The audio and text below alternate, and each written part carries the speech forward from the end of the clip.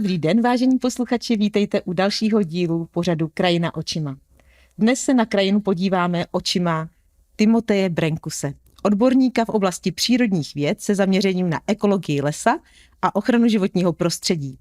Ve své praxi se věnuje zadržování vody v krajině, výzkumu biodiverzity a udržitelnému rozvoji ekosystému. Timo, vítej u nás ve studiu. Ďakujem pekne za pozvanie a teda pozdravujem všetkých, ktorí si tento podcast pozrú. Děkujeme.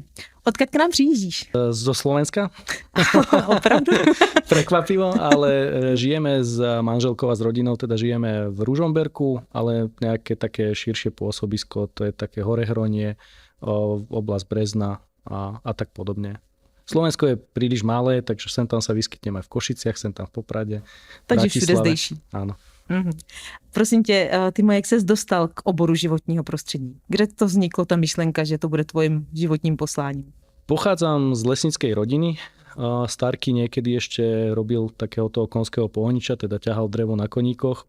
Oco bol celoživotný lesník s 50-ročnou praxou, už je teda na dôchodku.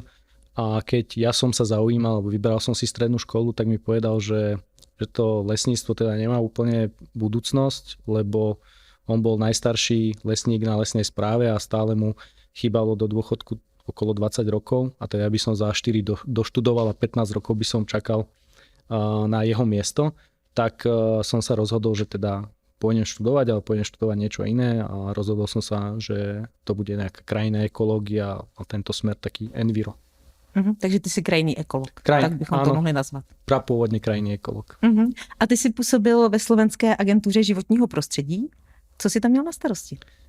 Tak ja som si v Slovenskej agentúre životného prostredia prešiel v podstate rôznymi stupňami tej organizácie. Začínal som ako referent na environmentálnej výchove, potom som sa posunul na odbor starostlivosti o krajinu, kde som bol najprv stále referentom, potom vedúcim odboru, potom vedúci sekcie alebo riaditeľ sekcie, kde sme mali na agentúre v područí nejakých 22 projektov implementovaných cez rôzne schémy, Horizont, Interreg, operačný program Kvalita životného prostredia a tak ďalej. A v podstate sme zhromažďovali všetky dostupné informácie o životnom prostredí v rámci Slovenska a posúvali sme ich buď to na ministerstvo, alebo sme to reportovali Európskej únii. Takže si vlastně zprostředkovával třeba i informace mezi vládou, mezi ministerstvem životního prostředí a mezi uživateli vlastně tak buď takéto informácie, alebo sme dostali nejakú úlohu, ktorú sme od ministerstva, ktorú sme museli splniť. A potom ty už neděláš na Slovenské agentuře životního prostředí? Tak u nás akýkoľvek post, ktorý je riadiaca funkcia, čo už moja pozícia bola, podlieha aj nejakému, nechcem povedať politickému tlaku, ale áno, po voľbách sa stalo, že teda som z agentúry odišiel. A děláš teďkom co? Teraz som úplne mimo tejto sféry a z časti sa venujem vodozadržným opatreniam a projektovému manažmentu pre Košický samosprávny kraj a z časti sa teda ponáram do oblasti sociálnej ekonomiky, lebo podľa mňa sociálna ekonomika a životné prostredie sa dajú veľmi krásne prepájať. K tomu se určitě ještě dostaneme se i k těm vodozádržným opatřením, ale já bych začala, mě zaujala ta osvěta, že jsi měl na starosti vlastně v agentuře vlastně osvětu nebo vzdělávání. Jak to třeba probíhalo, nebo jak to funguje na Slovensku? Osvěta v oblasti ochrany přírody? Environmentálna výchova je v podstate taká není téma, ktorá by bola v školských učebniciach, v školských hlaviciach, ale napriek tomu sa jej venujú rôzne neziskové organizácie a štátne organizácie. Každá veľká organizácia na Slovensku má nejaký odbor, ktorý sa venuje environmentálnej výchove, štátna ochrana prírody, národné parky, štátne lesy. Každý svojou časťou prispieva do tej environmentálnej výchovy. S tým, že na agentúre sme boli v podstate taká strešná organizácia toho celého a snažili sme sa na to vytvárať akýsi priestor taký metodický. To znamená, že sme napríklad napísali koncepciu rozvoja environmentálnej výchovy do roku 2025. Snažili sme sa o nejakú registráciu a stredísk environmentálnej výchovy a ich certifikáciu a tak ďalej. Že tá činnosť agentúry je viac menej koncepčná, to ale neznamená, že sme sa nedostávali vonku medzi deti a medzi ľudí a všade, kde to bolo potrebné, kde sme videli nejakú mieru účasti, tak sme prispievali. A donedávna, alebo do nedávnej minulosti sme teda spolu organizovali aj jeden veľký festival, vlastne Envirofilm, Ekotop film, ktorý bol vlastne zameraný úplne že na envirovýchovu ako na všetky oblasti a na všetky vekové kategórie. A ty si psal doktorskou práci na líkožrouta. Je to tak? Ja som sa dostal cez štátnu ochranu prírody ako externý dodávateľ, som sa dostal k téme líkožruta smrekového. Mal som možnosť pozorovať odumieranie smrečín v podstate v priamom prenose, lebo ja som sa k tomu dostal po veternej kalamity Žofia z roku 2004 a v podstate asi až do roku 2010, možno aj trošku ďalej som robil podkorníkového pozorovateľa buď pre štátne lesy, pre štátnu ochranu prírody, alebo aj pre obidvoch súčasne. A dokonca jednu sezónu sme skúšali feromónové zmesy s Ústavom ekológie lesa zo Zvolena, tiež u nás, v tej oblasti, kde som ja vtedy žil a býval. Takže mal som to ako keby pod nosom. A mohl bys nám zkusit jen tak stručně vysvětlit vlastně, v čem spočívala ta kalamita? Dobře, tak větrná kalamita, ale vlastně ta kůrovcová kalamita, nebo ona zasáhla i nás, i vás, tak vlastně kde byla ta příčina vlastně tady té kalamity? Tak podkorníková kalamita má vždycky viacero príčin. Vtedy to bol vietor, ktorý poválal veľké časti, veľké komplexy smrečí, najmä v hornej hranici lesa, pod Tatrami, v nízkych Tatrách, ale aj na Muránskej planine, kde sme to teda my testovali. A na oblasti, na ktorej som teda ja mal možnosť sledovať feromónové bariéry, tak to bola oblasť zhruba okolo 1100 až 1400 metrov nad morom. Padlo tam niekde okolo 8000 kubíkov kalamity, ktorá zostala ležať, lebo sa nachádzala v 5. stupni ochrany, teda v prírodnej rezervácii. No a bola nejaká predikcia toho celého a tá predikcia sa nenaplnila. Tie porasty dopadli oveľa horšie. Oveľa horšie, pretože tých atribútov, ktoré ovplyvňujú tú podkorníkovú kalamitu je strašné množstvo a hneď ako padla Žofia a prišli aj iné kalamity hneď po nej, boli veľmi suché a veľmi teplé roky a stávalo sa, že namiesto jednej generácie, ktorá bola líkožruta, ktorá bola v tých nadmorských výškach normálna, sme mali 3. Úplne bežne. Takže tým pádom vlastne sa ako keby dostalo sa to do takých čísel, že ja som do dajme tomu 400 feromónových lápačov odchytával niekde okolo 40 miliónov chrobákov ročne. Ak sa bavíme o tom, že účinnosť feromónových bariér je niekde medzi 3 až 10%, tak keby to som odchytil aj 10% z toho celého, tak si vieme vytvoriť nejaký obraz o celej tej populácii. No a potom sa to samozrejme začalo šíriť aj do tých hospodárskych lesov, ktoré ale sa zachovali tak, ako sa zachovali, tak, ako by sa hospodárske lesy mali zachovať a vyrúbali to tedy, keď to malo ešte nejakú hodnotu, nečakali, kým to uschlo. Takže třeba ta změna v té slovenské krajině, co se týče úbytku lesních ploch teďkom, nebo těch lesních porostů, dá se to spočítať nejak na procenta? Je to, nemám štatistiky, aj keď akože keby som mal túto otázku dopredu, určite by som si ich vedel nájsť, ale ja si myslím, že to není len slovenský problém. Ako tie smrečiny reálne pri tých teplých rokoch, pri tých extrémnych suchách a to je len otázka času, kedy odumrú. Tak na Slovensku, ako v Českej republike. A či to bude pod Tatrami, alebo to bude na Šumave, alebo to bude v Jeseníku, to je absolútne jedno. Oni proste idú. A jaké třeba teďko máme možnosti, abychom ten les nějakým způsobem buď uchránili, anebo obnovili, tak, aby se třeba minimalizovali ty... Ja si myslím, že osobne nemáme žiadne dostupné možnosti. Lebo chémiu používať nechceme, nemôžeme, lebo pijeme tú vodu, ktorá z tých lesov vyteká. Podkorníková kalamita sa nedá nejako chytiť, ani sa jej zabrániť. Dá sa ten les, ak je hospodársky, v podstate len vyrúbať a zasadiť na novo.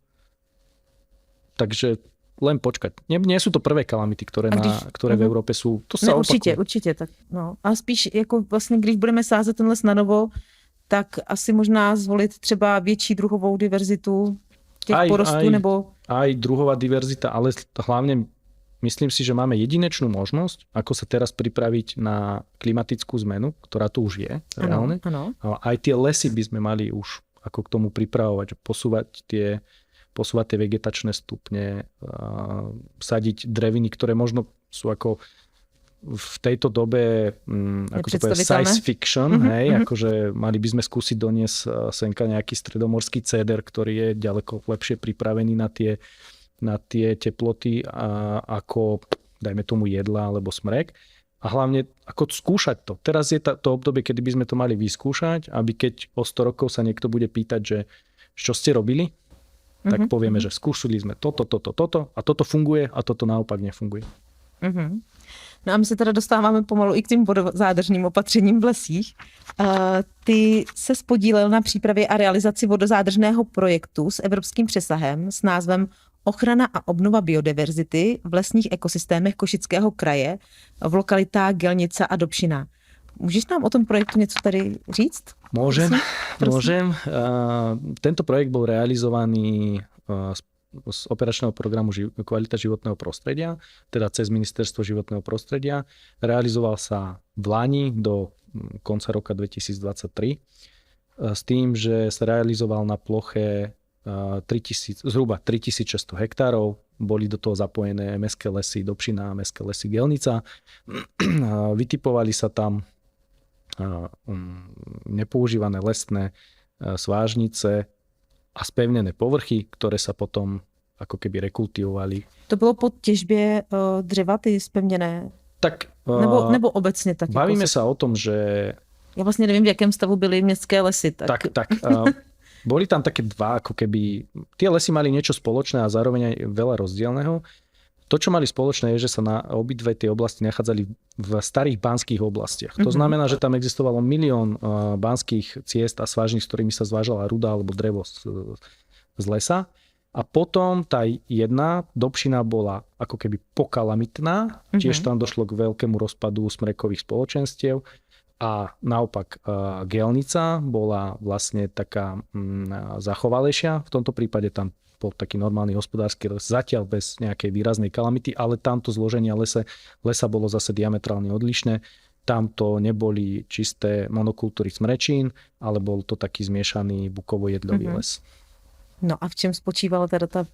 Takže vytipovali sme viac ako 450 kilometrov spevnených povrchov a z tých 450 kilometroch po konzultáciách s miestnymi lesníkmi sa vypravilo 94 kilometrov, na ktorých sa potom uplatňovali rôzne vodozádržné opatrenia. Viac ako 60 kilometrov z toho sa rekultivovalo formou jama, hrádza, jama. To znamená, že tam nabehol, akože poviem to úplne, že jednoducho nabehol tam bager a celú tú zvážnicu rozrušil. Týmto projektom sme dokázali vlastne vytvoriť priestor na zasiaknutie 400 miliónov litrov vody ročne, s tým, že tí lesníci sa najprv tomu stávali tak, nechcem povedať, že odmietavo, lebo odmietavo to nebolo, ale tak nejak skepticky. A teraz je to už tak, že v každom tom lesnom celku máme vytipovaných ďalších x 100 kilometrov svážnic, ktoré by boli radi, keby sme sa tam vrátili a znova ich zrekultivovali. Takže to vlastně mělo úspěch ten projekt a správci lesů nebo i nějaké lokální, řekněme, lokální zastupitelé, tak vidí v tom význam v tady těch projektech? No, najmä v Gelnici sa stala taká vec, že teda v oblasti Gelnice sa stala taká vec, že tam mali takú bleskovú povodeň, nie tak dávno, pár mesiacov dozadu. A my sme vedeli, že akože, aký je problém, lebo problém je v podstate rovnaký. My máme v Európe, na Slovensku, v Čechách mal by byť nejaký priemer tej siete lesných ciest by mal byť niekde na úrovni max 8. Priemer Slovenska je 17 km na 1000 hektárov a európsky je tiež niekde okolo 14. Takže ako naprieč Slovenskom a Českou republikou je problém rovnaký, riešenie je takéto. Takže po tej bleskovej povodne sme si pozvali tých miestnych lesníkov, aby sa prišli pozrieť, ako sa to robilo u nás, prečo sa to robilo, ako sa to robilo u nás, myslím akože v Gelnici a v Dobšinej. A oni videli a myslím, že aj pochopili a tiež čakajú teraz, že či vyjde nejaký typ výzvy, lebo je to samozrejme veľmi nákladné. Ak vyjde typ výzvy, ktorá by bola na to šitá, tak pomôžeme s nejakou projektovou dokumentáciou a určite sa budú uchádzať o európske peniaze na rekultivácie. A jsou ty programy, vlastně ty dotační tituly postavené tak, že se dá z nich poplatit takováhle metoda, jako například si říkal ta jáma hráz, jáma? No, Nebo jako jestli ty podmínky jsou vlastně tak stanovené, že lze.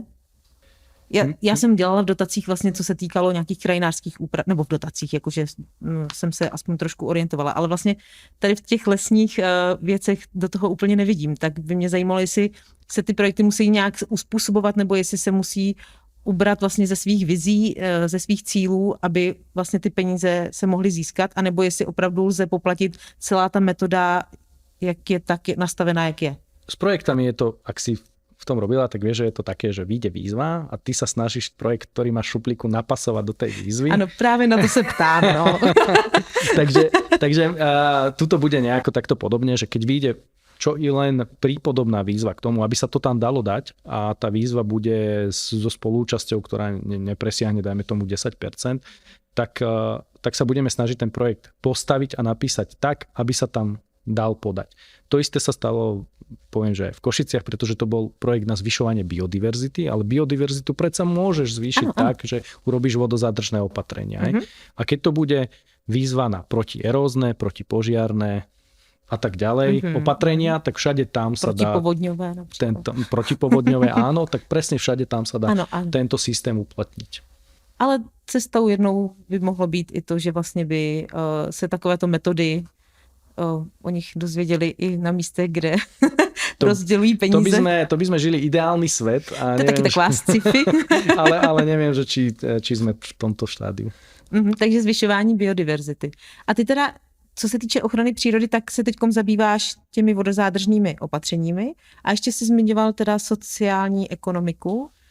Áno, nie tak pár dní, čo som nastúpil do nového zamestnania a teda tam mám na starosti nejaké zakladanie sociálnych podnikov a keďže lesy, ako všeobecne na Slovensku, sú na takej tej hranici existencie, kedy v podstate do lesa už nedostanete vzdelaného človeka so strednou školou, aby vám tam išiel robiť nejaké opatrenia typu výchovných zásahov, ale zostáva na tú marginalizovanú skupinu tých úplne najnižších. Bavíme sa o rómskej komunite alebo o tých sociálnych prípadoch, tak vlastne toto je môj cieľ v budúcnosti je prepojiť tieto dve veci. Že aby tí najjednoduchší pomáhali tým vzdelaným robiť tieto projekty, tak, aby boli oni zamestnaní a aj aby to malo výsledok pre tú prírodu alebo pre lesy všeobecne. Tým, že aj pri tej realizácii v Gelnici a v Dobšinej tam presne bolo potrebnú takúto silu, lebo nie všade tie bagre prešli na prvú šupu, musela sa tá cesta nejakým spôsobom upraviť, vyrezať nejaký náled a tak podobne. Mohli by sa k tomu pridať nejaké čistenia vodných tokov, pretože tie bleskové povodne so sebou nesú aj strašné kvantum biologického materiálu, ktorý spôsobuje povodne práve vtedy, keď sa zapichne o tú prvú prekážku v dedine alebo v meste, o ten prvý most, tam sa to nahrnie a potom sa to vlastne ako keby preleje cez. Takže tu vidím veľký priestor práve pre tie sociálne podniky. A chceš sa tím zabývat pouze jako v oblasti té ochrany přírody, anebo i v nejakých iných oblastech? Asi tak všeobecne, lebo tá oblasť tej ochrany prírody alebo tá lesa je taká úplne, že iba jedna z mnohých, kde sa to dá presahovať a doplniť. A já se ještě vrátím úplně k tomu původnímu tématu. Ty jako krajinný ekolog, třeba mohl by si zkusit popsat, jaký vliv, také to není, tak jasně neměl dopředu tu otázku, ale jaký vlastně vliv má, když padne ten les, třeba vlivem kůrovcové kalamity, tak jaký důsledek to má například vlastně na celý vodní režim v té krajině, nejenom v oblasti teda těch lesů, ale třeba potom, když ta voda jde zemědělskou oblastí a podobně. Dá se nějakým způsobem přemýšlet, protože v krajině souvisí všechno se vším, tak jestli opravdu se dá přemýšlet nad tím, že když tady vykácím les, tak vlastně potom mi to ovlivní třeba tu zemědělskou krajinu, která je po proudu nějakého vodního toku. Jako jsou tam souvislosti? Vždy tam boli a vždy tam budú. Nežijeme v nejakom uzavretej bubline, kde by sa nás niečo, čo urobíme hore v lesoch, netýkalo dole v dolinách. My v podstate nejakých 70 rokov alebo 50 rokov ťažíme les značne rýchlejšie, ako to robili naši predkovia. Robíme to stále dokonalejšou a dokonalejšou, ale aj ťažšou technikou. Prispôsobujeme si k tomu tú lesnú infraštruktúru, čo sa týka ciest, vážne a tak podobne. Ale napriek tomu, že to máme napísané v legislatíve, máme napísané, že by sa mali vracať tie vyťažené plochy po ťažbe do pôvodného stavu, typu, že by sa mali tie lesné cesty ako keby sanovať, to nikto nerobí. Ale teraz nechcem váľať vinu na niekoho, lebo to není, že akože to včera. Ale tých 50 rokov reálne sa tým nikto nezaoberal. A teraz prichádzame na to, že tá lesná sieť ciest pôsobí ako sekundárna riečna sieť a tú krajinu nám dvakrát tak rýchlo odvodňuje a odvádza tú vodu veľmi rýchlo do vodných tokov, ktoré potom samozrejme ústia do nejakého mesta alebo dediny. Teraz je priestor na to, aby sme sa na to akože pozreli komplexne a začali sa tým zaoberať. OK, spravila sa takáto vec za posledných 50 rokov, poďme to zvrátiť, poďme sa na to pozrieť, lebo tá pôda tam stále zostáva, ten les narastie, znova za 20-30 rokov už ani nebudeme vedieť, že tam sa prehnalo nejaké tornádo alebo nejaká výchrica alebo nejaký líkožrút, ale tie cesty a tie približovacie linky a svážnice tam zostávajú stovky rokov. Uh-huh. Timo, kolik máte národních parků na Slovensku? 9, pokiaľ viem. To je dost. Je to veľa. Já vám to možná tiše závidím. Mě by zajímalo, jak vnímáš rozdíl hospodaření v těch lesích, které jsou součástí vlastně chráněného území a které jsou hospodářsky využitelné. Ja som to vravel už niekde, respektíve dosť často to opakujem, že ľudia by sa nemali báť, že či tam vyrastie les. Lebo les vyrastie aj na tej pôde tých hospodárskych lesov a vyrastie aj na tej pôde tých národných parkov, chránených prírodných rezervácií a tak ďalej. Otázka je, že aký ho tam chceme mať. Hej? Chceme ho mať taký, ako tam bol predtým, najlepšie zajtra, lebo z okna sa nemám na čo pozerať. A potom vlastne k tomu sa viaže taká tá emočná stránka toho celého, že keď to tam chce mať zajtra, tak prečo to tam nie je. A treba byť len proste úplne že trpezlivý. Ak sme niečo niekedy vyhlásili z nejakého dôvodu za chránené územie, tak nech je to chránené územie aj pre moje deti a deti mojich detí. A pokiaľ je to hospodársky les, tak zase odstrániť tú emóciu z toho, že ten les sa rúbe, pretože sa rúbe na nábytok, rúbe sa na drevodomy, vyrábajú sa z toho hračky alebo niečo podobné. A postaviť sa tak k tomu. Je to hospodársky les, slúži na to, aby hospodársky obohatil štát, po prípade nás všetkých, tak nech sa páči. Mně se líbí ten tvůj způsob vysvětlování, protože je vidět, že máš za sebou tu osvětu. A ty vzdělávací programy, protože opravdu to vysvětluješ strašně hezky. A jak třeba to probíhalo po té žofii? Pamatuješ si ještě, protože já si to pamatuju jako obrovskou katastrofu, kdy bylo smeteno velké množství nebo velká plocha slovenských lesů. Vlastně jak se to prezentovalo té veřejnosti a jak se potom tam dál hospodařilo v těch lesích? Tak úplne najlepšie je, že pozrieť si teraz fotky, ako reálne, čísla si už nepamätám ani ja. Bola to katastrofa, ktorá bola mediálne smerovaná hlavne na tie Tatry, na tie vysoké Tatry, na to podhorie tých vysokých Tatier. Ano, tak to třeba já tenkrát taky. Áno, ale v podstate rovnaký dopad to malo aj na nízke Tatry a potom aj na tie iné územia mimo nízkych Tatier, spomínaná Muránska planina, Veporské vrchy a tak ďalej, ktoré vlastne ako keby boli v tieni toho národného parku Vysoké Tatry. A ako sa s tým vysporiadali tí lesníci, to je úplne jednoduché. Stačí, keď sa pôjdete teraz pozrieť na Osrblie, kde bola takýto padavý vietor v 98. alebo 6. teraz už neviem presne, príjete tam a tam nevidíte nič. Ako tam je už 30-ročný les. To ako narastol. Či už vplyvom vysadenia, že ho teda zasadili lesníci, alebo to bolo niekde v chránených oblastiach a vznikol sám, alebo teda vyvinul sa sám, je to absolútne jedno, je tam. A tenkrát, jak třeba vybavuješ si, jak se to prezentovalo v veřejnosti, jako právě tu obnovu toho lesa, jestli právě ho uměle založit nebo nechat, jestli to byl rozdíl v těch hospodářských lesích, nebo jestli to teda postihlo, to si přesně nevybavuji, jenom ty chráněné. Ale bolo tam aj v chránených oblastiach, bolo tam aj v hospodárskych lesoch. Tak vždycky sa tam stretnú tí ako keby vlastníci lesa a potom ten štát ako zástupcovia štátu. No ja si myslím, že tie Tatry nedopadli nejako že zle. Stačí sa naozaj tam prejsť alebo prejsť len autom popodne a nikde tam nevidíte veľkoplošné holiny, ktoré by neboli zalesnené alebo kde by nerastol les.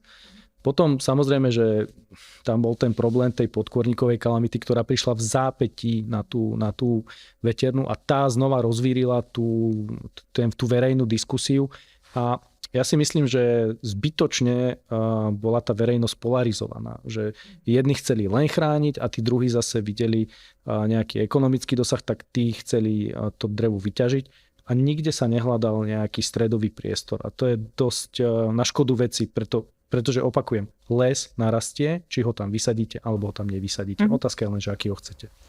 Jak jsme se bavili o Vysokých Tatrách, tak jsem si vzpomněla, že už jsem tam dlouho nebyla a že jsem se tam chtěla podívat. Zase teďkom opět. Ale já jsem zjistila, že se bojím medvědů. Já jsem normálně, já nevím, jestli to je zase nějaká jako mediální aféra nebo to. A vlastně jsem si uvědomila, že se tě chci zeptat na to, jak to tam máte s těma medvědama. A jestli já jako obyčejný smrtelník, tady turista, se mám bát jet vlastně na Slovensko do lesa, nebo jak se vlastně jako tam chovat, abych ochránila sama sebe a své děti, když jim chci ukázat slovenské krásy. Tak úplne na rovinu, medveď sa bojí viac teba ako ty jeho. Určite. To je I když mám sušenku v baťohu. Určite netreba. Ako ja hovorím, že netreba zbytočne provokovať. A chodiť, keď ide človek niekde, tak nech nejde potichu, nech robí nejaký hluk, nech sa rozpráva nahlas a tak. Medveď nesmie byť prekvapený, že ťa v lese stretne, lebo z toho vznikajú tie stresové situácie, kedy nevieš, ako on zareaguje. V prípade, že o tebe vie, vyhne sa ti. 99,9% prípadov sa ti vyhne. Tá 1/100 alebo 10, to je to, čo je potom tak často a veľmi medializované, ale musíme si uvedomiť, že po korone alebo cez koronu vznikol strašidelne vysoký tlak na lesy a vôbec na prechádzky po lesoch, lebo ľudia nemohli chodiť do mesta, nemohli chodiť do divadla, nemohli do kina, tak chodili do lesa. A teraz vlastne ako keby žneme to, čo sme zasiali, chodíme do lesa viac, a chodí nás tam viac, trávime tam viacej času, tak je jasné, že tých stretov s tými šelmami, s medveďmi je viac. O početnosti by sme sa tiež mohli chvíľu baviť.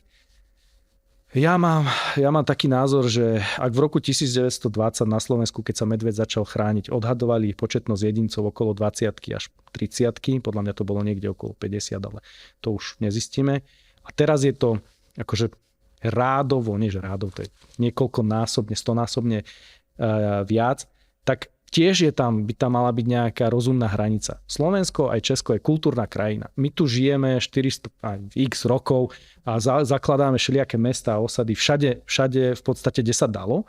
A teraz zrazu by sme chceli mať aj tie medvede, aj tam žiť, aj tam hospodáriť, aj tam pestovať niečo. Že malo by to byť nejako vyvážené. Podľa mňa, bohužiaľ, v dnešnej dobe to vyvážené nie je. A kde se to stalo, že to není vidět? Já si pamatuju, protože jsem studovala v Lednici na Moravě, tak jsme zase tam řešili bobra, protože ničil vlastně Lednický zámecký park, ale je to tou ochranou teda potom, nebo přirozeným? Ja si myslím, že aj tá ochrana by mala mať nejaké medze. Akože nie, že dobre, že ak máme nejaké typy živočíchov, ktoré sú na Slovensku stále vyhlásené za chránené a ich početnosť dosiahla nejaký bod, že si povieme, že OK, dobrým príkladom je krkavec čierny, on je stále na Slovensku, je chránený, je to ako vzácny vták a niekedy, keď sa preveziete okolo akejkoľvek skládky odpadov alebo kdekoľvek v lese, tak ich je ale že na stovky, na tisíce. Kormorán to isté, kormorán na jednej strane je to chránený živočích, na druhej strane decimuje ryby, ako je hlavátka podunajská a tak ďalej, takže malo by to byť už, že OK, je toho dosť, dohodneme sa, že teraz by už mohol byť ten akože koniec tej populačnej krivky, kedy to ide nahor a poďme to nejako zastabilizovať na nejakej úrovni. Samozrejme, že toto sa veľmi ľahko hovorí, ale pri tých medveďoch boli 2 výskumy. Jeden robila Technická univerzita vo Zvolene, ten bol starší. Zhruba z 5000 vzoriek, tedy identifikovali 1200 jedincov. Potom tu bol druhý výskum, ktorý robila jedna česká, myslím, že neziskovka, zbierala vtedy trus po lese a z 2000 vzoriek, ktoré nazbierali, identifikovali skoro rovnaký počet jedincov. Tak potom matematicky a štvorčlenkou mi vychádza, že keby nazbierali 5000 vzoriek, tak by bol ten počet väčší. Ale pravdepodobne áno. Ale keďže nikto akože neurobil nejaký akože naozaj že prieskum založený na nepolarizácii, že to nepojeme to robiť ako ochranér a nepojeme to robiť ako lesníci, poďme sa naozaj pozrieť na to, že koľko tých medveďov je a poďme to vyskúmať, tak dovtedy pravda proste nebude nastolená a dovtedy my nevieme povedať ani ľuďom, ani štátu a ani Európskej únii, že prosím vás, musíme to riešiť ináč ako ochranou, lebo máme toľkoto a toľkoto medveďov a žije tu toľkoto ľudí na takejto ploche. Co je vlastně tvým největším zájmem, co tě nejvíc baví v tady té oblasti krajinné ekologie? Spíš je to fauna, flóra, lesy? Ja som tým, že som mal možnosť ešte na Slovensku okolo roku 2010 pozorovať tetrova hlucháňa v prírodzenom prostredí, ešte predtým, ako sa začínali tie smrečiny rozpadať voľne, tak toto je taká láska, taká životná.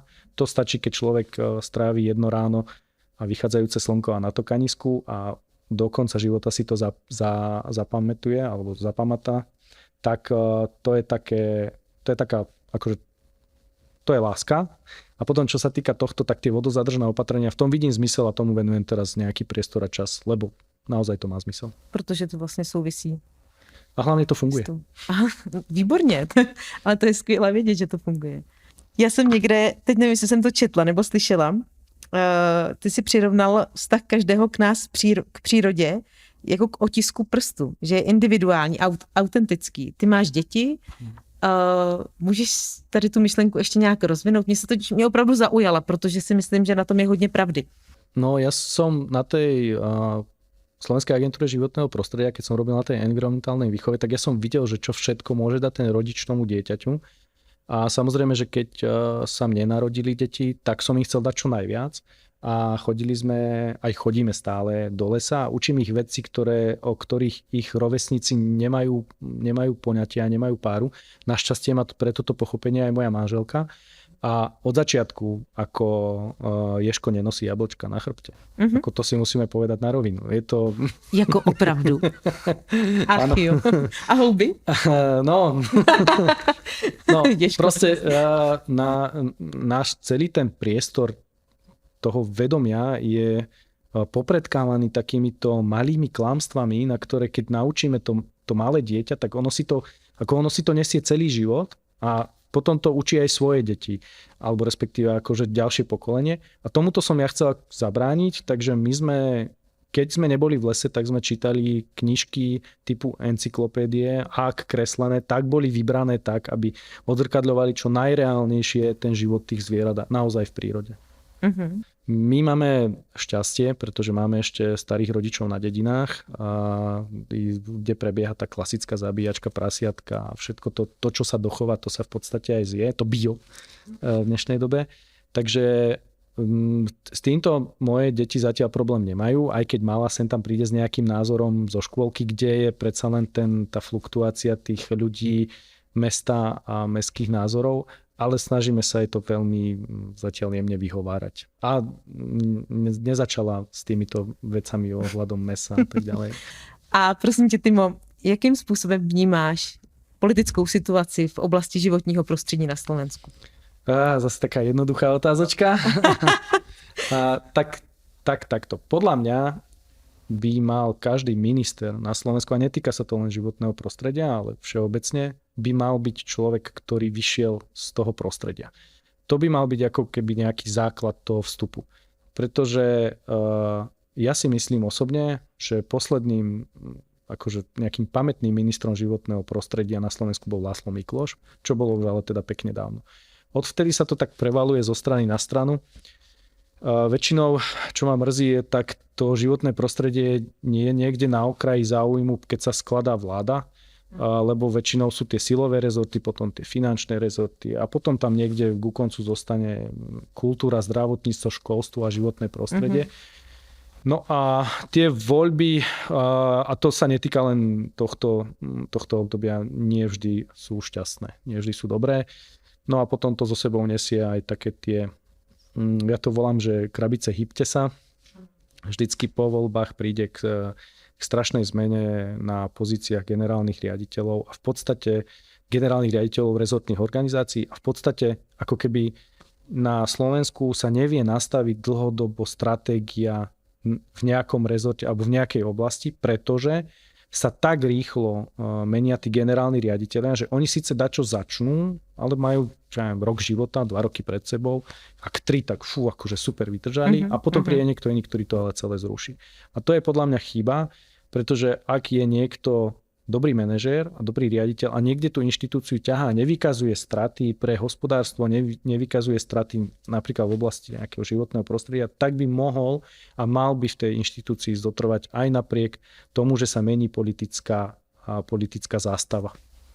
Takže nejde o to, kdo zrovna je u moci, ale jde o to, aby opravdu tam vždycky na tady těch pozicích byli vlastně odborníci na slovo vzatí. Áno. Kteří to myslí vážně a opravdu mají chuť ty věci dotáhnout do konce a změnit některé věci, které jsou důležité. Za všetko hovorí, že ja som bol na agentúre nejakých 9 rokov. Za tých 9 rokov sa tam vystrelilo 10 generálnych riaditeľov. Takže tak to je hodně. To jsou opravdu velké dynamické změny. Ano. A těžko se tady tom akord v té oblasti ochrany přírody, kdy ty projekty jsou dlouhodobé, to není teď něco vymyslím, udělám to a ono to má nějaký vliv a důsledek, ale například i v souvislosti s klimatickou změnou, která opravdu trvá, nebo kde musíme přemýšlet hodně do budoucna, třeba v horizontu desítek let, tak tady to jsou opravdu změny velice dynamické a nedá se s tím úplně potom dobře pracovat. Ja by som to prirovnal aj k tomu, čo tu bolo povedané ohľadom toho lesa, že my by sme chceli výsledky zajtra a v tej oblasti životného prostredia to je jedno, či sa pozeráme na les, na rieky, na vodu, na živočichy. Proste tie výsledky sa nedosahujú v rokoch. Akože, alebo v mesiacoch, vždycky je to ďaleko cez obdobie jedného roka. A když jsme načali tady tu otázku, tak mě ještě napadlo, a jak je to třeba se vzděláním na Slovensku v oblasti právě krajinné ekologie? Myslíš, že to má jako dobrou úroveň? Co mám já zkušenost, tak zatím jsem se vždy setkala jako s lidmi. Osobne som dostal veľmi dobré základy na vysokej škole. Klamal by som, ak by som teraz povedal, že, alebo respektíve neviem presné informácie, koľko existuje na Slovensku fakult, ktoré sa venujú nejakému manažmentu. Viem, že Technická univerzita má, Košice Technická univerzita má takisto, Univerzita Mateja Bela má tiež, samozrejme Technická univerzita v Bratislave takisto, takže ako myslím, že zázemie tam je.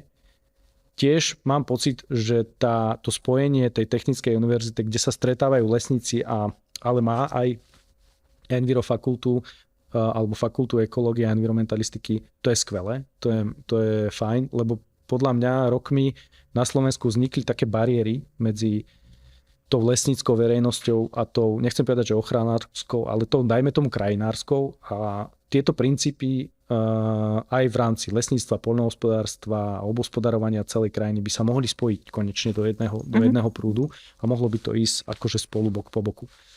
Já bych vám to moc přála. To by som si aj ja. Ono přece jen ta spolupráce na bázi více oborů, tak si myslím, že má obrovský smysl a že se potom ty věci dají zase posunout o kus dál. No, áno, to by bolo to taká idealistická myšlienka alebo idealistický názor. Viem o tom, len dneska v dnešnej dobe tie mass media, sociálne siete a tak ďalej tomu veľmi neprajú, aby som bol úprimný. Osobne si myslím, že nekráčame zle, že podávame tú spoločnosť, čo sa týka využívania krajiny a svojho životného prostredia okolo nás k lepšiemu. dúfam, že to prinesie aj nejaké ovocie. Následujú za nami generácie, ktoré majú úplne iný základ, ako sme mali my, majú úplne iný vzťah k tej prírode, ako sme mali my. Ja si myslím, že ešte tak 1 až 2 generácie a mohlo by to byť úplne že tip-top. Uděláme pro to, co bude v našich silách. Určite. Minimálně ve výchově vlastních dětí. Áno, presne. Presne tam začneme pri vlastných deťoch a uvidíme, kam to potiahnu. Určitě. A Timo, já myslím, že ty máš dobře nakročeno. Už to, že propojuješ sociální problematiku vlastně s tou environmentální, já si myslím, že to už je dobrý základ a já věřím tomu, že ty kroky uděláš o kus zase dál. A uvidíme, že čo mi bude dopriate, alebo ako sa to celé vyvinie, pretože ani veštecká gula by toto asi nezvládla. Nevadí. Ale budem sa snažiť, ako aby to prostredie okolo nás vyzeralo lepšie. Ja ti moc děkuju, že si dneska přijal pozvání do našeho pořadu. Ja ďakujem za pozvanie, som veľmi rád, že som tu bol. Děkuju. Měj se krásně a ať se ti daří. Tak my jsme se dnes podívali na krajinu očima odborníka v oblasti přírodních věd se zaměřením na ekologii, lesa a ochranu životního prostředí. Timoteje Brenkuse. Moc děkujeme, že jste tady byli s námi a těšíme se na příště. Naschledanou.